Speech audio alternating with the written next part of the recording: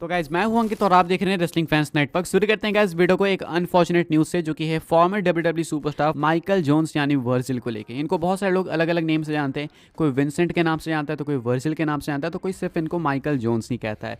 इनकी हो चुकी है अनफॉर्चुनेट डेथ। इनकी डेथ हुई है 61 साल की उम्र में, यानी 61 थी इनकी एज। एंड इनकी डेथ नॉर्मल हुई है, नेचुरल डेथ हुई है।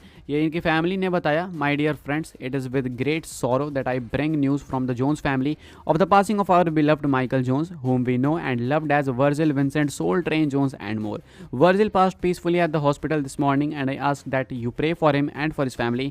May his memory be eternal. तो भाई ओम शांति इनको। आप लोग भी चाहो तो इनके परिवार के लिए वेल विश कर सकते हो एंड इनकी आत्मा की शांति के लिए अच्छे अच्छे विशेष दे सकते हो भाई। तो अभी के हिसाब से ये एक अनफॉर्चुनेट न्यूज़ है एंड ये एक लेजेंड के कैटेगरी में आते हैं। फॉर्मर $1 मिलियन चैंपियन रह चुके हैं अलग अलग प्रमोशंस में, इंडी प्रमोशंस में भी बहुत इन्होंने नाम करा था अपने टाइम पर। अब तो भाई बूढ़े हो गए थे खैर, लेकिन हाँ इनकी डेथ नॉर्मल थी, किसी बीमारी वगैरह की वजह से नहीं हुई। यूजुअली भाई हमें ऐसी न्यूज़ सुनने को मिलती है तो पता चलता है कि कोई कैंसर से सफ़र कर रहा था, तो कोई इससे। तो अच्छी बात है कि नेचुरल डेथ है एंड 61 साल की उम्र में इनकी डेथ हो चुकी है। आगे बढ़ते हैं गैस, बात करते हैं अगली स्टोरी के बारे में, जो कि है मंडे नाइट रॉ की व्यूअरशिप को लेकर। तो भाई मंडे नाइट रॉ की व्यूअरशिप आ चुकी है निकल के सामने। अभी जो कल हुआ था एपिसोड रॉ का, उसकी व्यूअरशिप आई है। तो व्यूअरशिप लेट क्यों आ रही है मुझे समझ नहीं आ रहा, लेकिन व्यूअरशिप आ चुकी है अब निकल के सामने। इस वीक की व्यूअरशिप पिछले वीक से डाउन है। पिछले वीक की व्यूअरशिप बहुत अच्छी थी मंडे नाइट रॉ के हिसाब से देखो तो। पिछले वीक के नंबर्स थे 1.870 मिलियंस, यानी कि अप्रॉक्स राउंड फिगर कर दोगे ना तो 1.9 के आसपास ये व्यूअरशिप पहुंच जाएगी। तो 1.87 मिलियंस मंडे नाइट रॉ के लिए बहुत अच्छे नंबर्स हैं। इस वीक व्यूअरशिप डाउन हुई है एंड अप्रॉक्स मान के चलो ना कि लगभग 1,40,000 या फिर 1,30,000 के करीब लोग शो छोड़ चुके हैं, मतलब इस हफ्ते के लिए, ऐसा नहीं परमानेंटली छोड़ चुके हैं। तो 1.738 मिलियंस यानी अप्रॉक्स 1.740 मिलियंस इस वीक के एपिसोड की व्यूअरशिप थी। लगभग 1.5 लाख लोग या फिर कह लो 1,30,000 लोग इस वीक के एपिसोड से दूर थे, यानी कि इन लोगों ने इस वीक का एपिसोड नहीं देखा। इस वीक के एपिसोड का मेन इवेंट क्या था? Cody Rhodes versus Grayson war का मैच एंड एंडिंग बहुत अच्छी हुई थी रॉकी मेरे हिसाब से तो। लेकिन जो भी है भाई, बुकिंग से फ़र्क नहीं पड़ता, व्यूअरशिप का जो है वो आना ही होता है। तो वो अगर लोगों का मन करेगा तो वो देखेंगे, चाहे अच्छा शो हो चाहे बेकार हो। तो अभी के हिसाब से रॉ की व्यूअरशिप आ चुकी है निकल के सामने, लेकिन ये पिछले वीक से डाउन है। लेकिन फिर भी भाई 1.73 या फिर 1.74 मंडे नाइट रॉ के लिए मेरे हिसाब से इनफ है, बिकॉज आप सबने भी देखा कि 1.6 मिलियन 1.5 मिलियन ये तो स्कोर कर रही थी रॉ कुछ टाइम पहले तक। आगे बढ़ते हैं गैस, बात करते हैं अगली स्टोरी के बारे में, जो कि है लेंस अनोवा को लेके। एंड ये ड्रू मैकिंटायर को वार्न करते हैं कि भाई किस फैमिली से पंगा ले रहे हो आप? अनोवा फैमिली से, ब्लड लाइन से पंगा ले रहे हो, बहुत गलत फैमिली से पंगा लेना भी मत। लेंस अनोवा को आप लोग जानते होगे भाई। लेंस अनोवा डब्ल्यूडब्ल्यूई के अंदर आए थे एक बीच 2019 में, जब उस टाइम पे मैकिंटायर एंड शेन मैकमैन के अलायंस देखने को मिलती थी। तो उस टाइम उनका मैच वगैरह भी हुआ था, रोमन रेंस भी उसमें इन्वॉल्व थे। अभी के हिसाब से मैं आपको बता दूं कि जो लेंस अनोवा है वो रिएक्ट करते हैं ड्रू मैकिंटायर के ऊपर, क्योंकि रिसेंटली मैकिंटायर ने कमेंट्स करे भाई ब्लड लाइन वगैरह के ऊपर। तो इसके ऊपर रिएक्ट करते हैं कौन? इसके ऊपर रिएक्ट करते हैं लेंस अनोवा।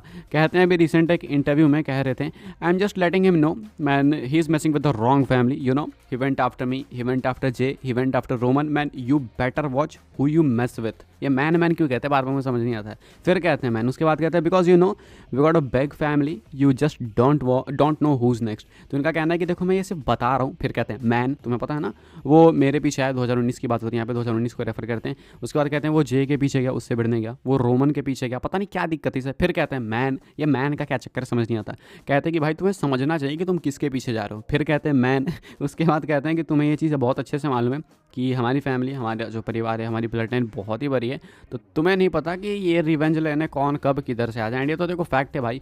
लेंस अनोवा, फिर जेकब फाटू, कितने फाटू हैं भाई, Jacob Fatu, Zilla Fatu, Roman Reigns, Jey Uso, Jimmy Uso, Rikishi, the Rock, ये तो मैं मुंह पे उंगलियों पे नाम गिना दूंगा भाई। बाकी तो इतने कितने पड़े हुए हैं भाई, पूछो ही मत। तो इतनी वास्ट फैमिली, इतनी लंबी चौड़ी फैमिली है भाई, ये एक जिला बस आके खुद ही को भाई चुनाव लड़के खुद ही को वोट देके जिता सकते हैं लोग। तो यही कहते हैं ड्रू मैकिंटायर को कि भाई थोड़ा संभल के, तू गलत लोगों से पंगा ले रहा है, कभी पड़ जाएगा हाथ पे, ऐसा कुछ कहना है लेंस अनोवा का। ये साथ में 2019 की भी बात करते हैं कि जब उनका मैकिंटायर के साथ कॉन्फ्रंटेशन हुआ था, जब वो फ्यूड वगैरह में इन्वॉल्व थे, तो ये इन्होंने पूरा उस चीज़ को रिपीट करा है हिसाब से, और ज़्यादा कुछ नहीं था। ये एक इंपॉर्टेंट चीज़ थी तो मुझे लगा आपको बता रहे थे, ये कुछ कहना था लेंस अनोवा का। आगे बढ़ते हैं गाइस, बात करते हैं अगली स्टोरी के बारे में, जो कि कोडी रोड्स को लेके। पहले आप लोग इस क्वेश्चन का आंसर करके बताओ कि आपको लगता है कि कोडी रोड्स ऑलरेडी डब्ल्यूडब्ल्यूई के फेस बन चुके हैं। अब फेस का मतलब ये नहीं होता है कि बेबी फेस, फेस का मतलब कि डब्ल्यूडब्ल्यूई का पोस्टर बॉय, जो कि डब्ल्यूडब्ल्यूई के लिए टिकट सेल्स सबसे बेस्ट करा है, जो कि डब्ल्यूडब्ल्यूई के लिए मर्च सेल सबसे बेस्ट कराए, जो कि प्रॉफिट सबसे बेस्ट कराए, लोग उसको ही देखने आए, या कोडी रोड्स ये बन चुके हैं बिकॉज रोमन रेंस अभी भी कंपनी के अंदर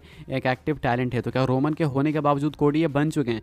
आप लोग इसका आंसर करके बताना जरूर से। By the way Nick Jackson ने इसके ऊपर बात करी, निक जैक्सन यानी यंग बक्स वाले, निक जैक्सन एंड बाकी इनके जो भाई हैं यानी कि जो young box and Cody Rhodes, ये AEW के फाउंडर्स में से एक है। अब निक जैक्सन कमेंट करते हैं कोडी रोड्स के ऊपर, कहते हैं Cody Rhodes is the face of the WWE now and it's cool to see because we always knew how much of a star he was.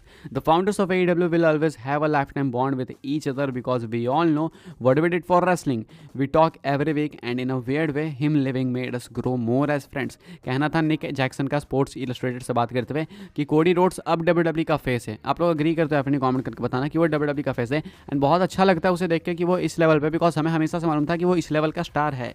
हम लोग AEW के फाउंडर्स थे एंड हम लोग AEW के फाउंडर्स ना भाई एक दूसरे के साथ जिंदगी भर जुड़े रहेंगे, यानी कि जो हमारा जो बॉन्ड है वो लाइफ टाइम बॉन्ड है, एंड वो इसीलिए भी है बिकॉज भाई हमने जो ना रेसलिंग को एक बहुत अलग नज़रिए से देखा एंड रेसलिंग को एक नई जिंदगी दी। इनका बेसिकली ऐसा कहना था घुमा फिरा के। उसके बाद कहते हैं कि हम हर हफ्ते बात करते हैं, एंड सबसे अजीब बात तो ये है ना भाई कि इसके AEW लीव करने के बाद हम और अच्छे दोस्त बन गए, ये कुछ कहना है निक जैक्सन का। इसके ऊपर कोडी ने भी रिएक्ट करा, इसलिए मैं आपको बता रहा हूँ, वरना मैं AEW वालों की क्यों कवर करूँगा। कोडी रोड्स कोड करते हैं एक पिक्चर के साथ में, एंड यहाँ पे किसी इसकी है भाई, मैं भूल रहा हूँ यार, मेरे दिमाग से निकल रहा है, क्या ये मोगली की या फिर पता नहीं किस सीरीज़ की है, लेकिन किसी एनिमेटेड सीरीज़ की है, मैं नाम भूल रहा हूँ यार, याद करके बताना ठीक है अगर आपको पता हो तो। यहाँ पे आपको देखने को मिल रहे होंगे 3 बंदे, एक शेर है, बाकी आगे एक पिग है अगर मैं गलत नहीं हूँ तो, उसके आगे का फॉक्स है या चूहा है, माय बैड, ठीक है मेरे को नहीं पता, मैं भूल गया हूँ। तो यहाँ पे कोडी रेफर करते हैं अपन तीनों को, यानी ये कोडी खुद को कहते हैं, बाकी यंग बक्स के वो दोनों हो गए। अब सोचने वाली बात है कि ये सुअर किसको बनाया है बाकी अभी के हिसाब से कोडी रोड्स ये कुछ रिएक्ट करते हैं इनके स्टेटमेंट के ऊपर। आगे बढ़ते हैं गाइस, बात करते हैं अगली स्टोरी के बारे में, जो कि अपनी नेक्स्ट एंड फाइनल स्टोरी है, एंड ये है सेथ रॉलिंस को लेके। तो सेथ रॉलिंस बेसिकली एक गेम खेल रहे थे अभी रिसेंट एक अपीयरेंस में, इंटरव्यू वगैरह अपीयरेंस में, जहाँ पे कि ये किस तरीके से ट्रूथ और डेयर होता है, या फिर होता है कि भाई या तो आप ये करो नहीं तो ये आपको सफ़र करना पड़ेगा, यानी जोलो चिप चैलेंज कुछ इस टाइप का। तो सेथ रॉलिंस और बेकी लिंच ये चैलेंज प्ले कर रहे थे, जहाँ पे अब पता नहीं इनके सामने भाई प्लेट में क्या रखा हुआ था कि इसे ये खाना नहीं चाह रहे थे, या तो बहुत बेकार चीज़ होगी तभी उसे खाना नहीं चाह रहे थे, एंड अगर वो आपको नहीं खाना था तो आपको प्रॉपर आंसर करना था, एंड चैलेंज में जो है आपको पार्टिसिपेट करना था। ये कुछ बेसिकली गेम था, सिंपल सा गेम था। तो बेकी लिंच जो है सेथ रॉलिंस से क्वेश्चन करती हैं, CM पंक के बारे में कुछ अच्छा बोलना चाहोगे?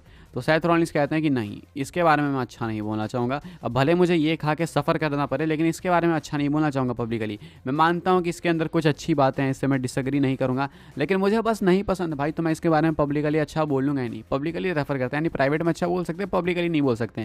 कहते हैं कि मैं ये खा लूँगा, सफ़र कर लूँगा, लेकिन इसके बारे में नहीं अच्छा बोलूँगा। सेथ रॉलिंस वो खाते भी है, पता नहीं चिकन था वो क्या था, वो खाते भी हैं सेथ रॉलिंस, एंड उसके बाद सफ़र भी करते हैं, लेकिन CM पंक के बारे में अच्छा नहीं बोलेंगे। ये कुछ बेसिकली सेथ रॉलिंस ने रिएक्ट करा था। तो अभी भी भाई रेसलिंग के बाहर भी ये सब पेरेंट्स वगैरह में फ्यूड कंटिन्यू हो रही है रॉलिंस CM पंक की, ये कुछ रॉलिंस ने रिएक्ट करा कुछ इस तरीके से। बाकी इस वीडियो के लिए कुछ अपडेट्स है, आई होप सो आपको इन्फॉर्मेशन मिली हो। मेरे तो वीडियो को लाइक करें, शेयर करें, सब्सक्राइब करें चैनल को। आने वाले टाइम में ऐसे ही WWE न्यूज़ रूमर अपडेट्स पाने के लिए फॉलो कर सकते हैं। आपको मुझे इंस्टाग्राम एंड ट्विटर पर लिंक आपको मिल जाएगा डिस्क्रिप्शन में, ज्वाइन कर सकते हैं व्हाट्सएप चैनल को, उसके भी लिंक है डिस्क्रिप्शन में। मिलते हैं अपनी नेक्स्ट ऑफेयर काफ़ी इंटरेस्टिंग वीडियो में।